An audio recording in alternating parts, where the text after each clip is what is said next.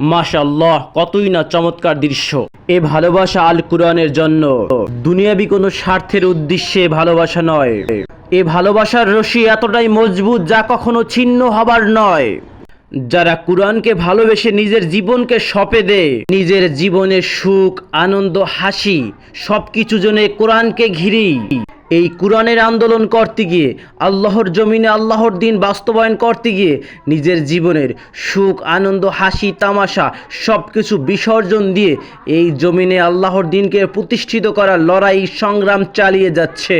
দেশের তৌহিদি জনতা এবং বিবেকবান মানুষ তাদের সকলকে ভালোবাসবে। আমিরে জামাত ডাক্তার শফিকুর রহমান এমন একজন মানুষ যার কথায়, যার কাজকর্মে হযরত ওমরের জীবন্ত প্রতিচ্ছবি ফুটে ওঠে। আলহামদুলিল্লাহ, মহান রব্বুল আলামিনের দরবারে লক্ষ কোটি শুকরান। সাদা চুল, সাদা দাড়ি, বয়সের ভারে বৃদ্ধ হওয়া, কাদের উপর হাজার হাজার মামলা, কোনো কিছুই যেন আমিরে জামাতকে ক্লান্ত করতে পারেনি। তিনি ছুটে চলছে অবিরাম এদেশের জন্য, ইসলামের জন্য। মহান রব্বুল আলামিন আমিরে জামাতকে আপনি কবুল করুন।